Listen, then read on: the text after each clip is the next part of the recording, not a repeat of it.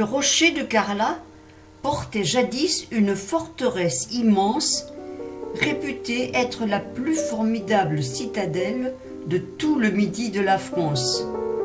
Elle accueillit notamment Jacques d'Armagnac et la reine Margot, avant que Henri IV ne fasse procéder à sa destruction en 1603-1604.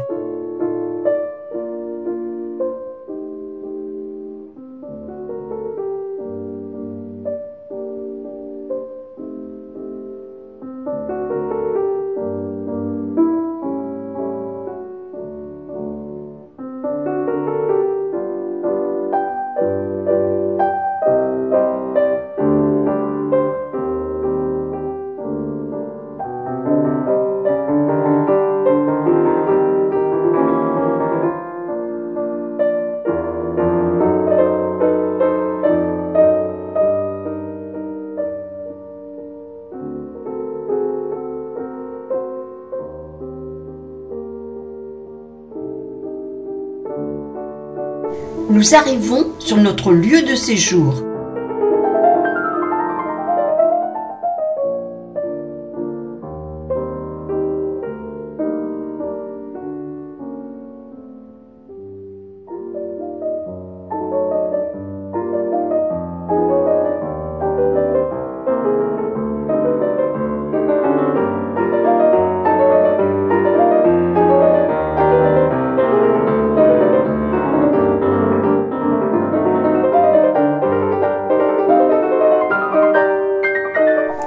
Et voici la petite maison dans la montagne.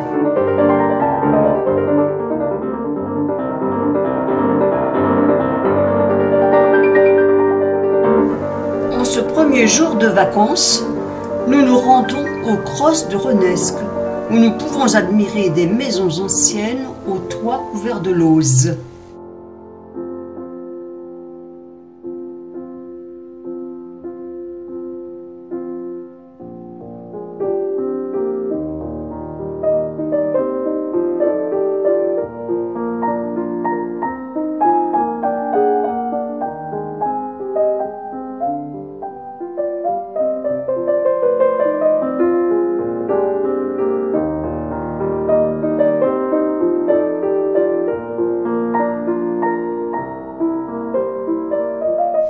Puis, nous voici au rocher de Renesque.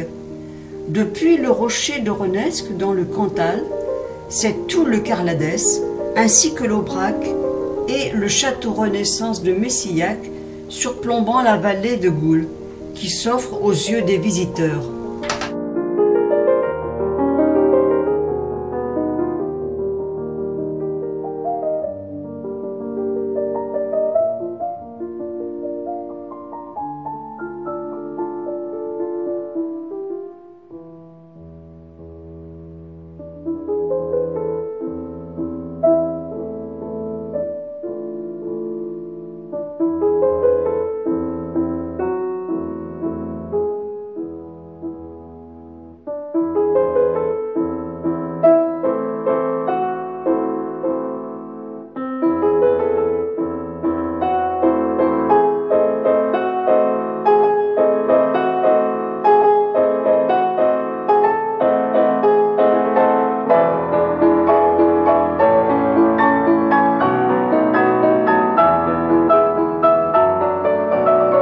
Le lundi 14 septembre, nous nous rendons à Vic-sur-Cère, également appelée Vic en Carladès.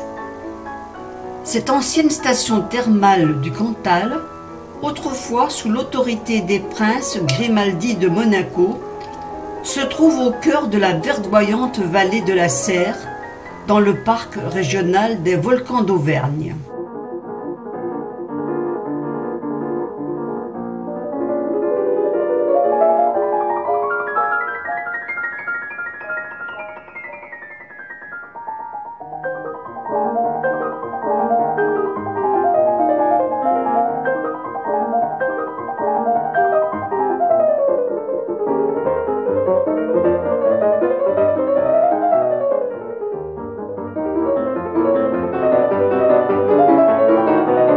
Au XIe siècle, L'église de Vic-sur-Cère dépend de l'abbaye d'Aurillac. Elle est détruite en 1260 par le seigneur d'Apchon, puis reconstruite 5 ans plus tard. Ce sont les travaux de 1902 qui l'amènent dans sa configuration actuelle.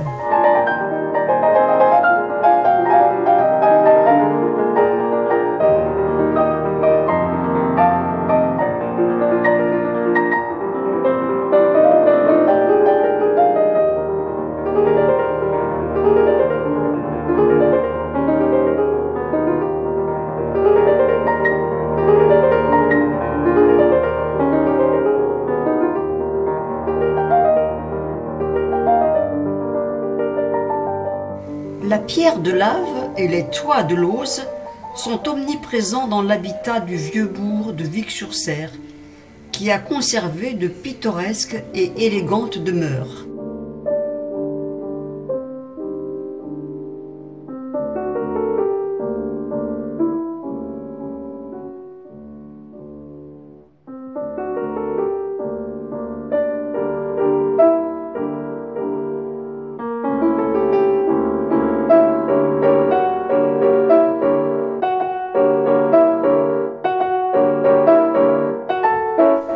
Mardi 15 septembre, nous nous rendons à Tournemire, classé parmi les plus beaux villages de France.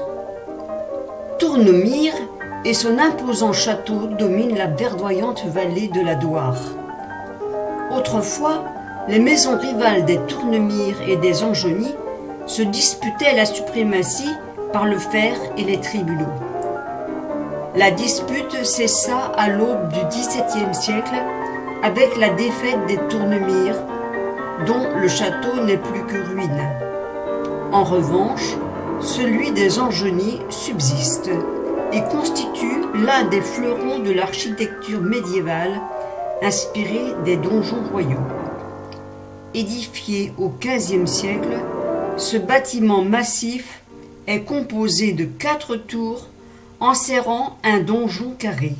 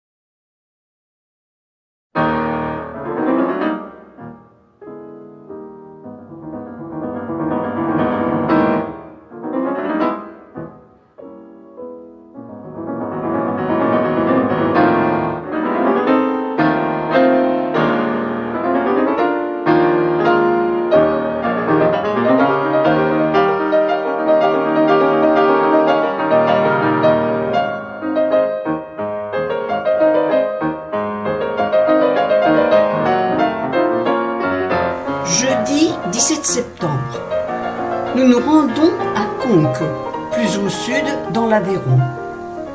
Conques est une étape très fréquentée sur la route du pèlerinage de Saint-Jacques-de-Compostelle. Niché dans un écrin de verdure, au pied de la rivière d'Ourdou, le village semble tout droit sorti du Moyen-Âge, avec ses ruelles pavées et ses maisons à colombages coiffées de toitures de...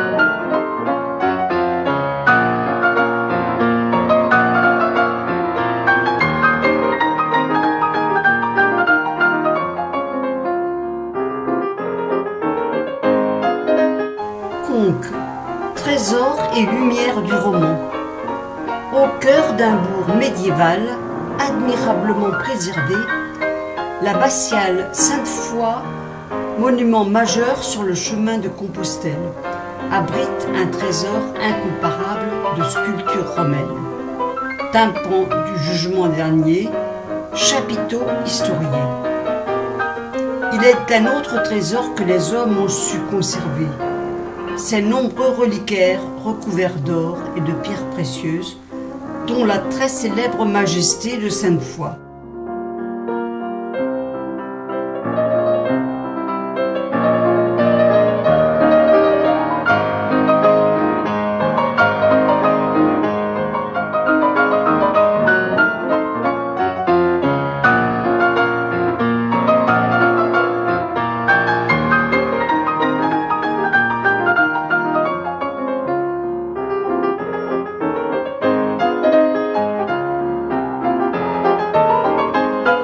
des bâtiments monastiques du Moyen-Âge qui abritaient une importante communauté de moines bénédictins, ne subsiste de nos jours que peu d'éléments, essentiellement l'espace du cloître et la chapelle des abbés.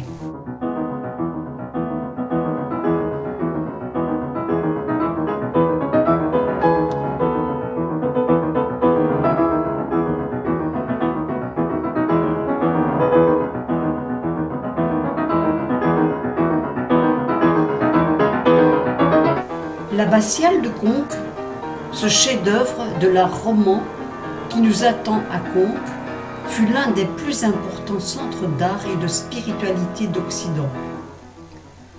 Avant d'entrer dans l'abbatiale, contemplons son admirable tympan du jugement dernier, finement sculpté.